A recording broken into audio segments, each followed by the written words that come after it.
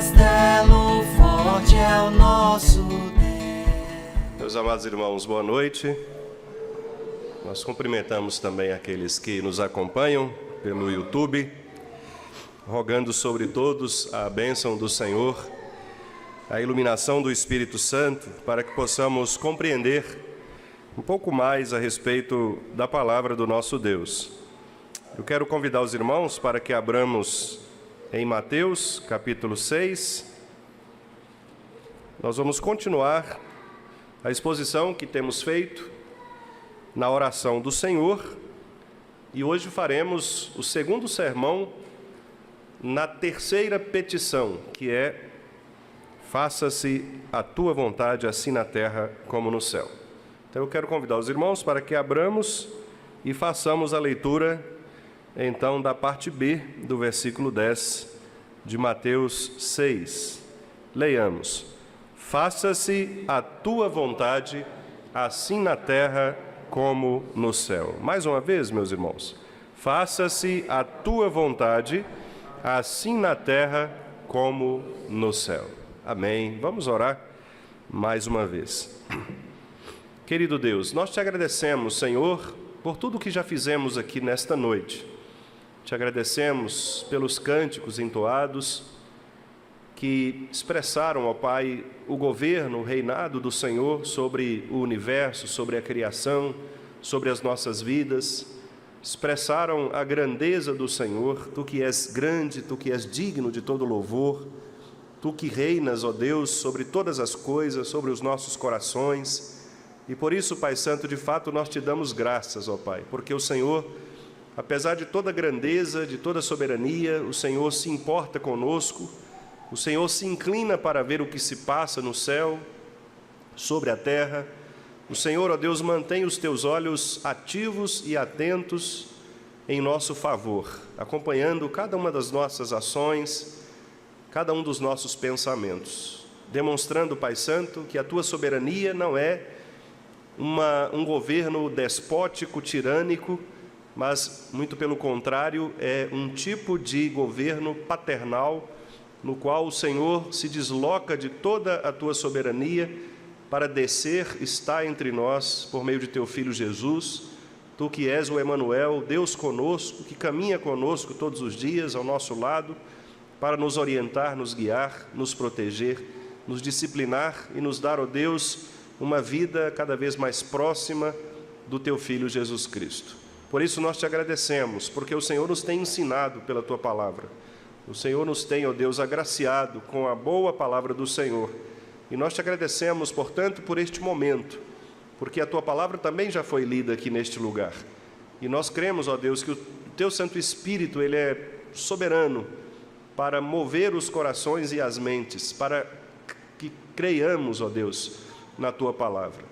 E agora, de maneira ainda mais específica, quando investiremos algum tempo para refletirmos sobre esta petição, que o Senhor também nos abençoe, abrindo os nossos corações, para que a Tua palavra possa entrar em nossos corações, fazer morada, de maneira a frutificar, ó Deus, em nossas vidas. Ó Deus, mais uma vez nós Te pedimos, perdoa os nossos pecados, livra-nos, ó Deus, da má compreensão de Tua palavra, dá-me, ó Deus, sabedoria na transmissão desta mensagem, dá aos meus irmãos bons ouvidos para ouvirem a Tua palavra, e a todos nós coração manso para que possamos aceitá-la, obedecendo ao Senhor em todas as coisas. Nós te pedimos estas bênçãos, Senhor, em nome de Jesus. Amém. Meus queridos irmãos, por volta de metade dos anos 1980, portanto, bem recentemente, um teólogo canadense chamado Clark Pinnock começou a divulgar uma ideia a partir da qual ele questionava o que a teologia histórica e a teologia da Reforma consagrou como sendo a presciência de Deus. A presciência de Deus, em outras palavras, de maneira simples, é a habilidade de Deus de, por meio da sua autonomia de vontade, por meio da sua soberania, pelo fato de Deus ter decretado todos os eventos no mundo, todos os detalhes, pelo fato de Deus, para usar um texto bíblico, saber cada fio de cabelo de nossa cabeça, significa que Ele, sendo o autor da história, Ele consegue ver antecipadamente os eventos que Ele mesmo estabeleceu nos decretos.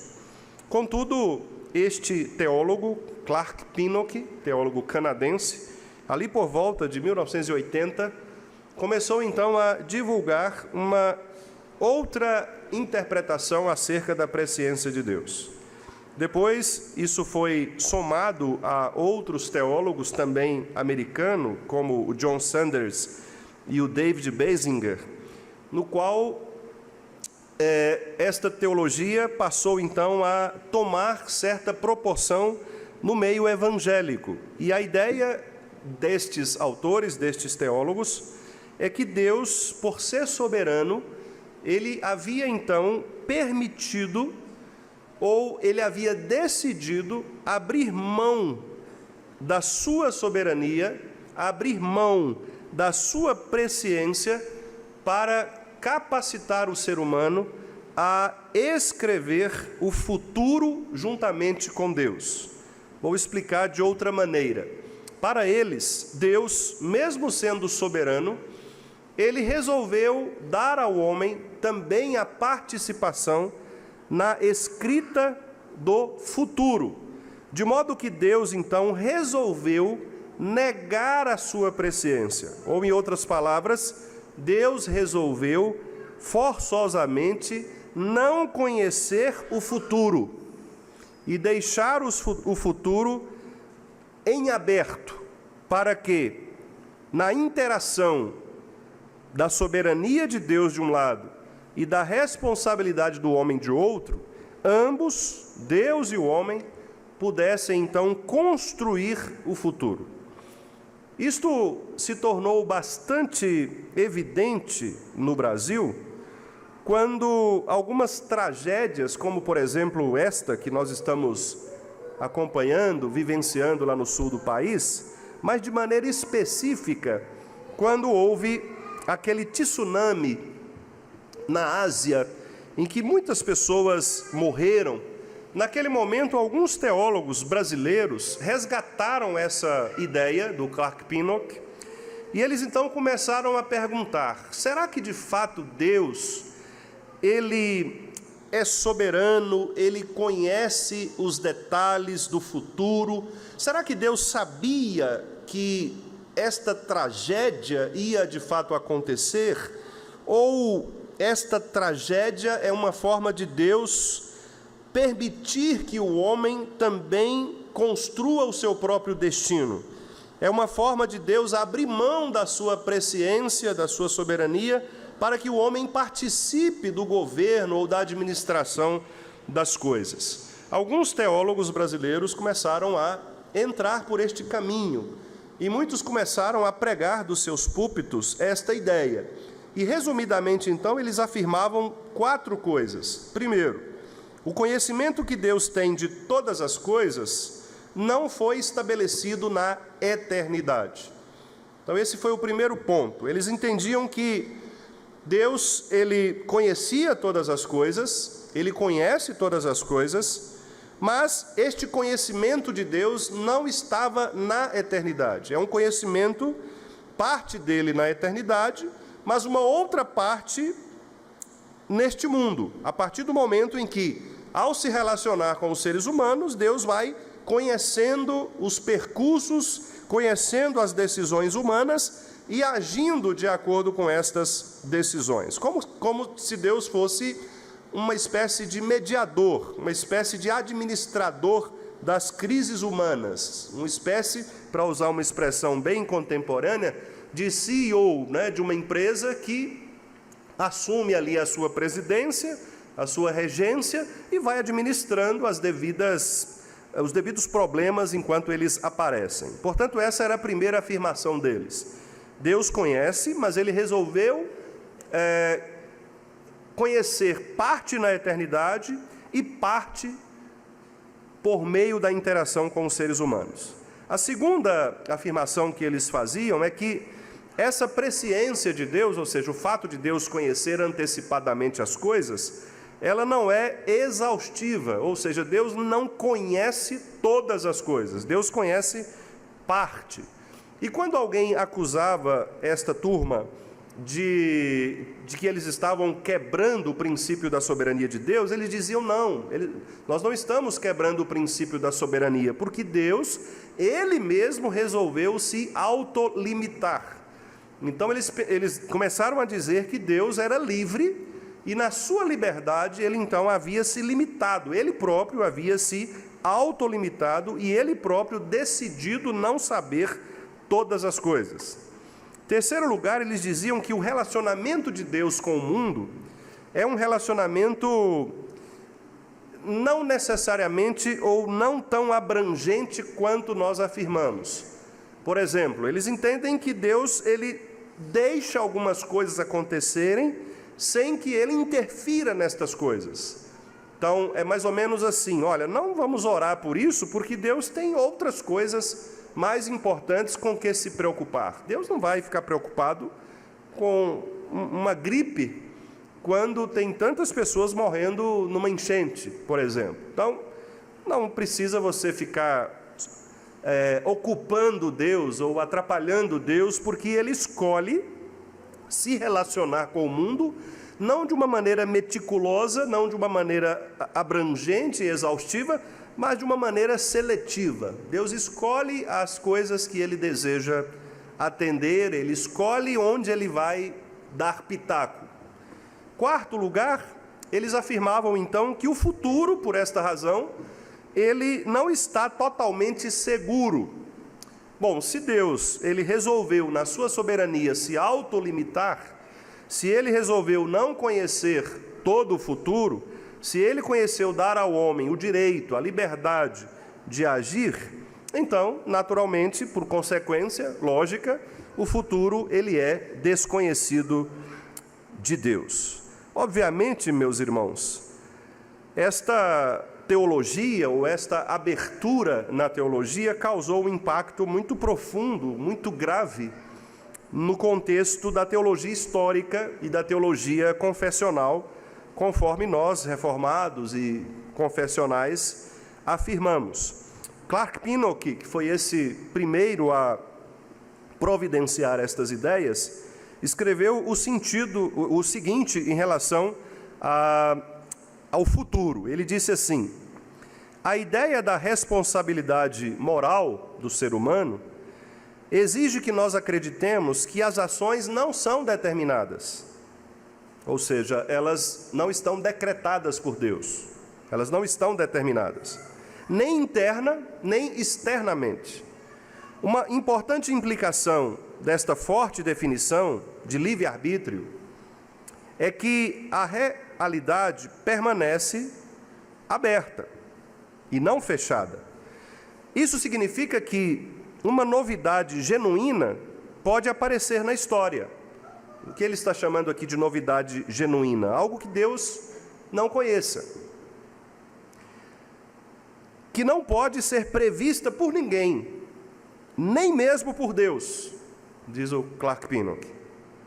Esse conceito implica que o futuro realmente está em aberto e não está disponível a exaustiva presciência, nem mesmo da parte de Deus. Fica bem claro que a doutrina bíblica do livre-arbítrio humano exige de nós que reconsideremos a perspectiva convencional, ou seja, tradicional, da onisciência de Deus. Então, em outras palavras, o que estas mentes fizeram foi exatamente propor uma ruptura em relação à ideia de que Deus conhece todas as coisas exaustivamente. E mais do que isso, a ideia de que Deus tenha decretado cada detalhe da vida humana de maneira abrangente e exaustiva. É óbvio, meus amados irmãos, que nós, bíblicos, não cremos nesta proposta. Contudo, é necessário que nós reflitamos acerca destas ideias, porque muito embora elas já tenham sido rechaçadas por boa parte da teologia, inclusive da teologia brasileira, vez ou outra nós somos motivados a pensarmos a respeito da possibilidade de o homem ter mesmo aquilo que alguns teólogos chamam de livre-arbítrio. E a ideia do livre-arbítrio não é outra senão o fato de que a vontade do homem, por isso a palavra arbítrio, a vontade do homem ela é independente de Deus. A ideia do livre-arbítrio é que Deus deu ao homem a possibilidade de agir conforme sua vontade, independentemente de Deus. Nós, reformados, não cremos na existência do livre-arbítrio. Nós não defendemos a ideia do livre-arbítrio. Nós entendemos que o homem foi criado por Deus, bom, reto, em santidade, que Deus deu ao homem vida, racionalidade, inteligência. Deus deu ao homem a capacidade de se relacionar com Ele, Deus, e com os seres humanos, mas o homem caiu em pecado. E tendo o homem caído em pecado, o homem então perdeu a capacidade dada por Deus, plena, de viver desta maneira, tendo a sua vontade livre para adorar a Deus e para glorificá-lo. Portanto, tendo o homem perdido esta liberdade de vontade, o homem se tornou escravo, e ele se tornou escravo do pecado, escravo da queda, escravo de Satanás, como diz Paulo. O homem se tornou filho da ira, como Paulo escreveu em Efésios, no capítulo 2. Nós antes éramos ou vivíamos desta maneira. Nós éramos filhos da desobediência, filhos da ira. Escrevendo aos Romanos, no capítulo 3, Paulo diz: não há nenhum justo, nenhum sequer. Não há quem faça o bem. Todos se extraviaram, todos se fizeram, portanto, inúteis diante do Senhor. Não há quem queira Deus, não há quem deseje a paz. Todos estão absolutamente dependentes, porque todos pecaram, ele escreve mais à frente, e carecem da glória de Deus. Eles estão necessitados da glória, da presença de Deus. Portanto, a teologia bíblica nos diz que o homem não tem livre arbítrio, o homem não tem livre vontade. A vontade do homem, ela está escravizada pelo pecado.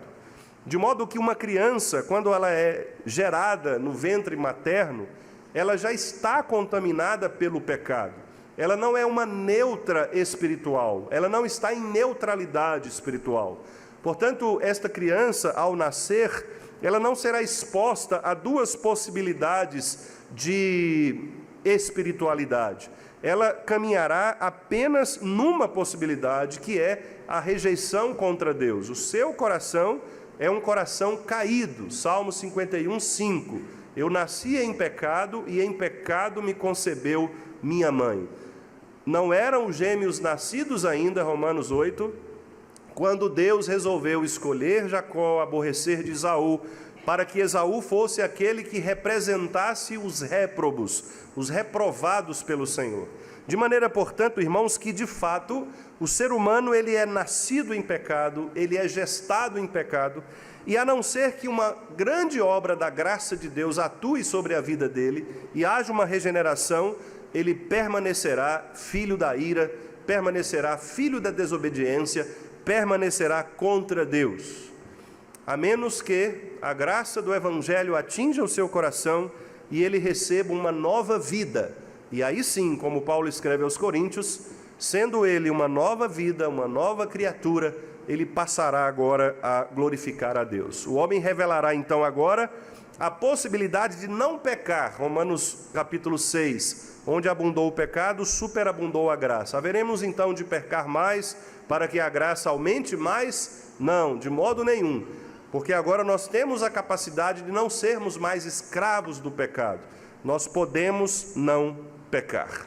E tudo isso então tem a ver com o fato de que Deus, na sua soberania, resolveu, meus amados irmãos, na sua vontade soberana, ele resolveu então fazer com que os seres humanos caídos em pecado pudessem também receber a sua vontade revelada. E nós estamos então diante de duas vontades aqui. Nós estamos diante daquela vontade secreta de Deus, que foi esta vontade atacada por Clark Pinnock e os seus seguidores. Esta vontade que nós não conhecemos, estes decretos que estão escondidos na eternidade, que nós não temos noção, ideia da razão pela qual Deus resolve fazer algumas coisas, como por exemplo, ordenar as tragédias, como por exemplo, ordenar que pecados possam se aflorar em determinadas épocas, em determinada comunidade, em determinado lugar. Nós não entendemos porque Deus ordena que muitas vezes a sua igreja seja castigada, disciplinada, oprimida, massacrada por inimigos do Evangelho. Não entendemos muitas vezes porque Deus ordena que haja uma quantidade absurda de iniquidade em determinados países. Nós não sabemos detalhes destas questões. Mas nós não afirmamos, como Clark Pinnock e os seus seguidores, que isto faz parte de um desconhecimento de Deus, da história, ou que faça parte de um plano de Deus de deixar o homem agir conforme a sua vontade, o seu arbítrio livre. Não, nós afirmamos que Deus, ele permanece no governo de todas as coisas, não apenas conhecendo cada detalhe meticulosamente, mas mais do que isto, ordenando cada detalhe meticulosamente. Nós cremos que Deus, ele não apenas permite, mas ele ordena que as coisas aconteçam. E por isso a responsabilidade do homem, ela não pode ser somada ao decreto de Deus ou somada à vontade de Deus. A responsabilidade do homem, ela faz parte do decreto de Deus. São coisas distintas. Uma coisa é nós dizermos que o desejo do homem, a vontade do homem, ela se soma à vontade de Deus e por isso Deus faz com que a sua vontade, unida à vontade do homem, dê luz a determinado evento. Nós não cremos assim. Nós cremos que Deus usa a vontade do homem, usa a responsabilidade do homem, usa inclusive os pecados do homem para cumprir os seus decretos secretos. E é por isso então que nós estamos diante de um texto em que a nossa oração é a seguinte: Senhor, existem questões que são misteriosas para nós. Elas pertencem ao campo espiritual, elas pertencem ao céu, elas estão naquele lugar onde nenhum de nós consegue ver.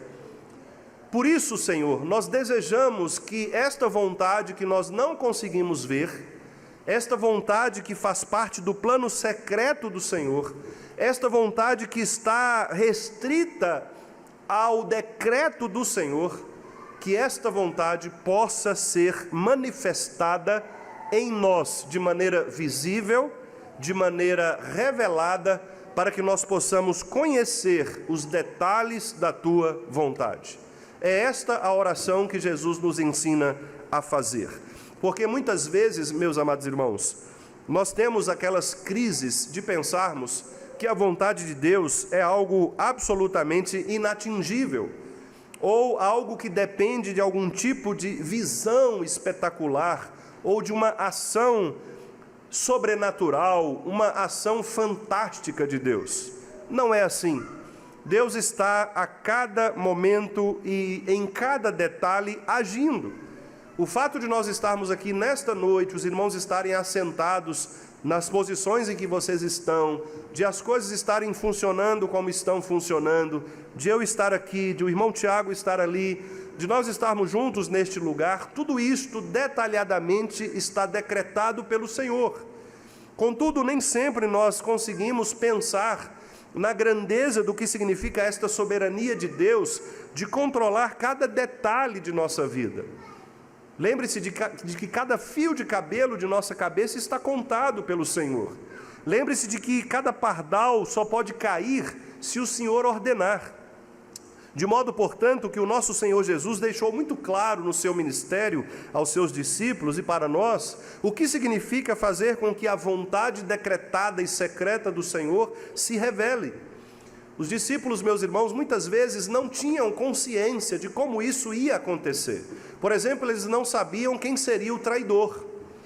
E eles conviveram e certamente tiveram bons momentos com Judas durante aqueles anos de ministério terreno do Senhor Jesus Cristo. A Bíblia, inclusive, não narra episódios em que nós podemos perceber problemas evidentes entre Judas e os demais do colégio apostólico.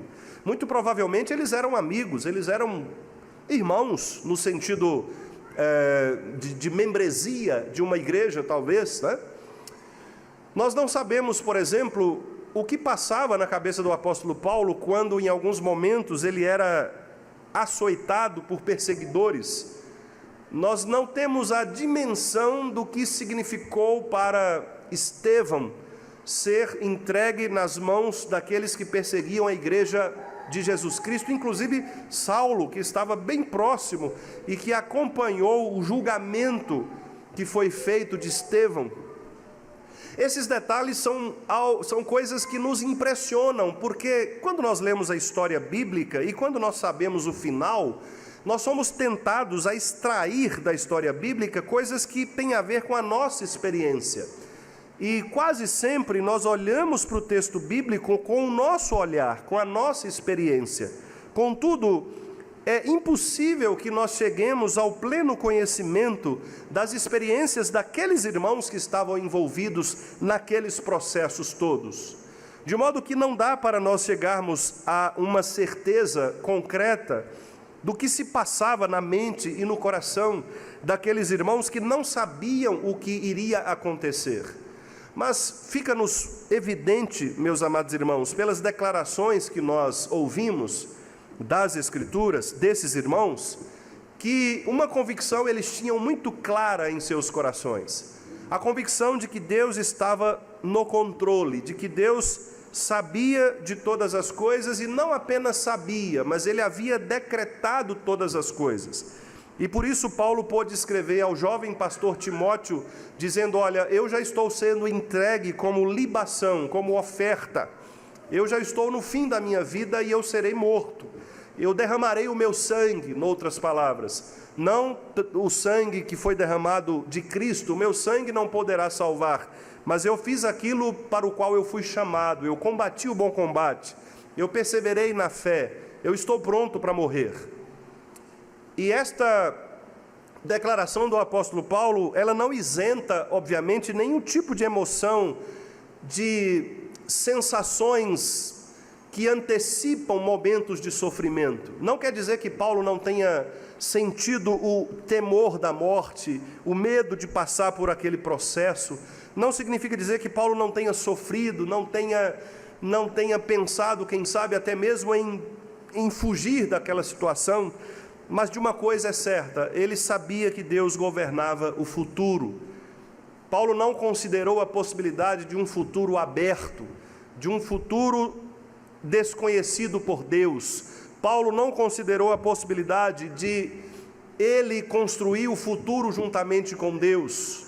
Não, Paulo sempre cria numa única verdade: o Senhor, Ele é dono da história, Ele escreveu a história e Ele cumprirá os seus decretos secretos, Ele cumprirá a sua vontade secreta na minha vida. Por isso ele escreveu: se pois vivamos, para o Senhor vivamos, se formos morrer, morramos para o Senhor, quer pela vida, quer pela morte, que o Senhor seja glorificado. Observe que Paulo não estava levando em conta as circunstâncias da sua vida, mas ele estava levando em conta o cumprimento da vontade de Deus na sua vida. Então, meus amados irmãos, ao orarmos, faça-se a tua vontade, na terra como no céu, nós estamos dizendo: Senhor, existe uma vontade absoluta, uma vontade secreta, que está elaborada pelo Senhor desde a eternidade. Eu sei que o Senhor escreveu a história. Eu sei que cada detalhe da minha vida já está estabelecido pelo Senhor.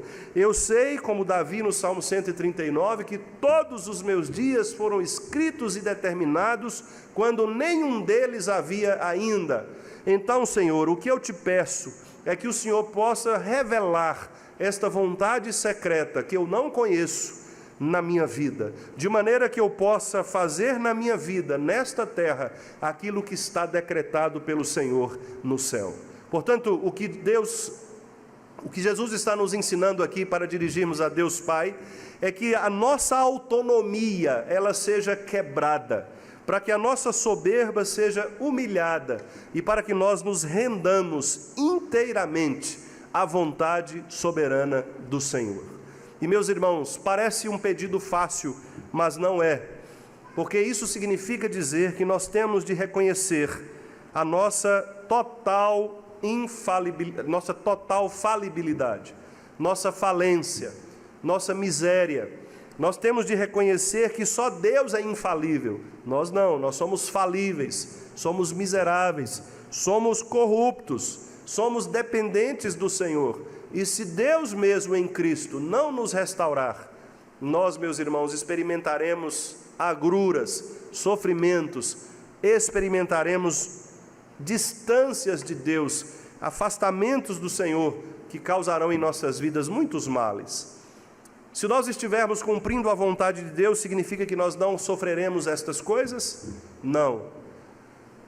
Muito pelo contrário, talvez para cumprirmos a vontade de Deus, nós teremos que passar pelo vale da sombra da morte. Basta você ler Hebreus capítulo 11, você vai ver que ali o exemplo de fé foram de homens e mulheres, diz o texto, dos quais o mundo não é digno de mencioná-los. Porque foram irmãos nossos que cumpriram a vontade de Deus. Como? Foram mortos, perseguidos.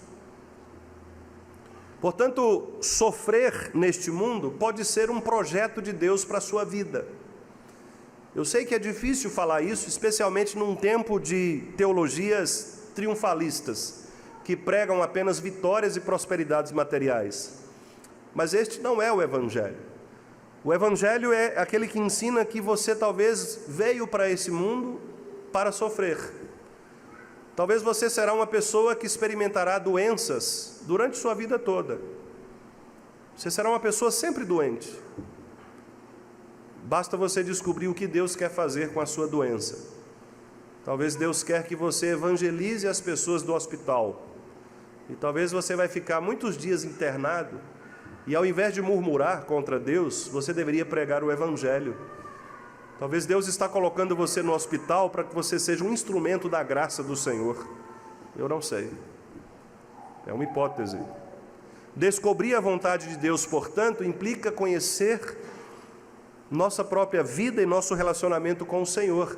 Talvez Deus tenha nos colocado neste mundo para passarmos privações, para sermos pobres mesmo, para termos de depender da ajuda dos outros. Não sei. Deus tem os seus propósitos. Talvez nós tenhamos estado aqui para, quem sabe, sermos perseguidos. Provérbios diz que até o ímpio, ele foi criado para o dia da calamidade. Então, eu não sei se estas tragédias que nós temos visto e ouvido, não sei se Deus fez com que toda a vida de uma pessoa terminasse naquele ponto. Talvez no desabamento de uma casa, talvez numa morte por afogamento, não sei, talvez na perda dos seus filhos menores, dos seus bebês, não sei. O que nós sabemos é que Deus tem os seus mistérios, Deus tem a sua vontade secreta. E o nosso maior desafio, meus irmãos, é descansarmos na vontade secreta do Senhor. Este é o maior problema do ser humano. Nós temos dificuldade de aceitar a vontade de Deus secreta. A vontade revelada é mais fácil, porque você está vendo. A providência você vê. Nós ficamos muito alegres quando Deus nos livra, por exemplo, de um problema. Nós comemoramos, nós agradecemos, fazemos culto de gratidão, e devemos fazer mesmo, porque Deus está mostrando visivelmente a nós as suas bênçãos. Mas há coisas que nós não vemos, que nós não sabemos, mas que fazem parte do plano de Deus. Nós não sabemos o que vai nos acontecer daqui a pouco. Nós não sabemos o que vai nos acontecer ao longo desta semana. E tudo isso gera em nós uma perspectiva de incerteza, de dúvida. E para estes, como Clark Pinnock, que criam nesta abertura do futuro, ou para aqueles que creem no livre-arbítrio, deve ser algo muito ruim, porque eles devem ficar sempre com esta incerteza no coração de saber o que será de mim amanhã. O crente genuíno, ele não tem esta dúvida, porque ele sabe que, independentemente do que aconteça com ele amanhã, ele estará cumprindo a vontade secreta do Senhor. Deus irá apenas revelar na vida dele aquela vontade que já está na eternidade. Então, ao orarmos, Senhor, faça-se a tua vontade, esta vontade que está no céu, revele-a para nós. Nós estamos, irmãos, nos submetendo à soberana vontade secreta do Senhor, inclinando os nossos corações, inclinando todo o nosso orgulho, rendendo toda a nossa vaidade, toda a nossa soberba ao Senhor, que é governador de todas as coisas. E nós estamos dizendo: Senhor, eis-me aqui, cumpra em mim o teu querer. Porque é Ele, meus irmãos, que de fato cumpre em nós tanto o querer quanto o realizar, segundo a sua boa vontade. Que o Senhor nos abençoe, que o Senhor nos guarde, que o Senhor nos dê a certeza de que nós estamos guardados pelo poder dEle em todas as coisas. E se por acaso, meu amado irmão, você em algum momento duvidar, ou mesmo inquietar o seu coração quanto a esta segurança, a esta certeza da segurança de Deus, peça ao Senhor, peça que Ele confirme em seu coração a verdadeira fé, porque nós podemos ser abalados, nós podemos passar por momentos de dúvidas, de medos, de incertezas, mas lembre-se de que Jesus disse: não andem ansiosos, eu sei do que vocês precisam, busquem o reino, eu sei do que vocês precisam, então fiquem tranquilos, eu vou cumprir em vocês a minha vontade. Que assim seja, meus irmãos, e que nós nos tornemos cada vez mais submissos à santa, sábia e perfeita vontade do Senhor. Que Ele nos abençoe.